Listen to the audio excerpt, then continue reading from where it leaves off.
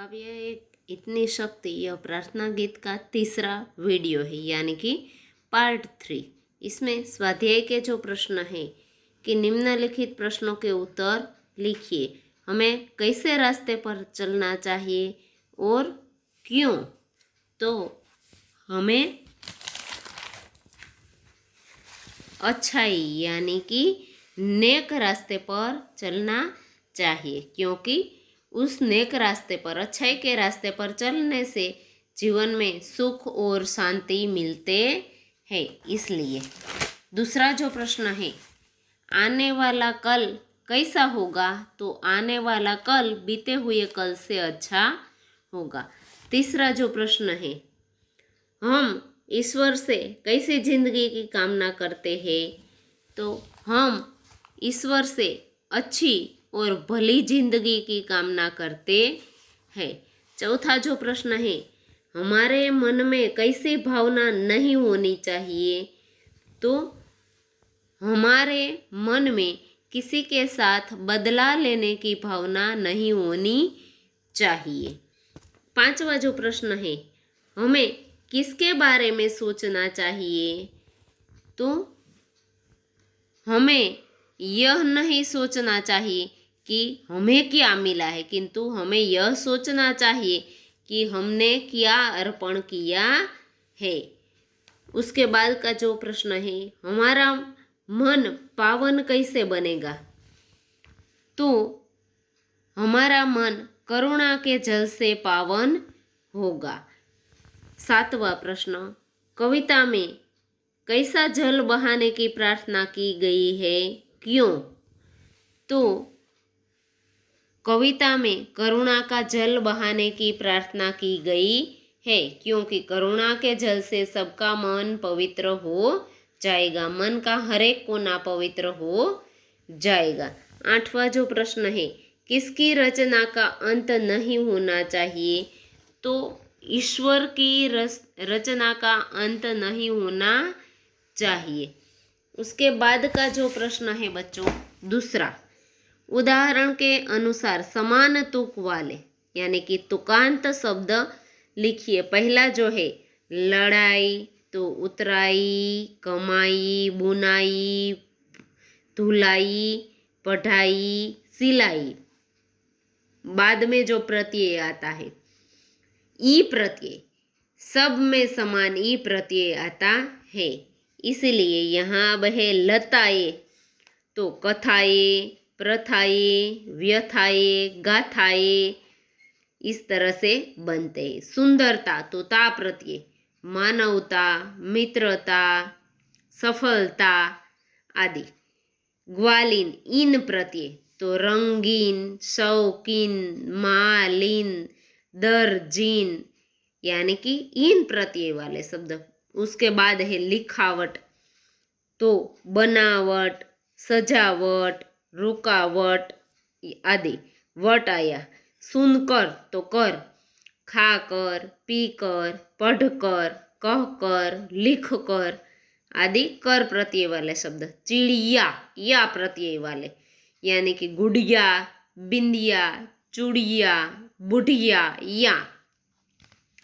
उसके बाद का जो प्रश्न है, नीचे दिए गए चित्र को देखकर चित्र का वर्णन अपने शब्दों में कीजिए, यानी कि यह जो चित्र दिखाया गया है, इस चित्र का जो वर्णन है वह हमें लिखना है।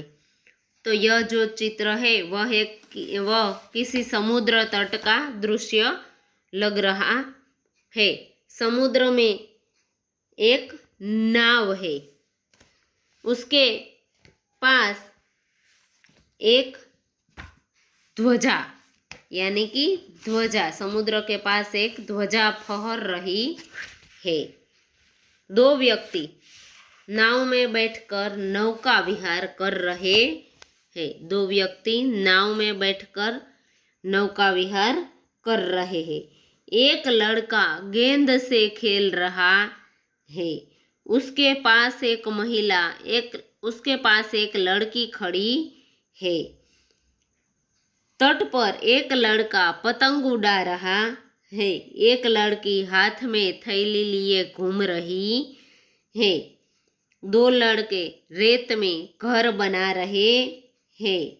एक गुब्बारे वाला खड़ा है, वह गुब्बारे बेच रहा है। एक लड़की मुंह से गुब्बारा फुला रही है, हवा भर रही है। आइसक्रीम वाला आइसक्रीम का ठेला लेकर खड़ा है। एक महिला और एक बच्चा आइसक्रीम वाले के पास खड़े हैं और आइसक्रीम खरीद रहे हैं।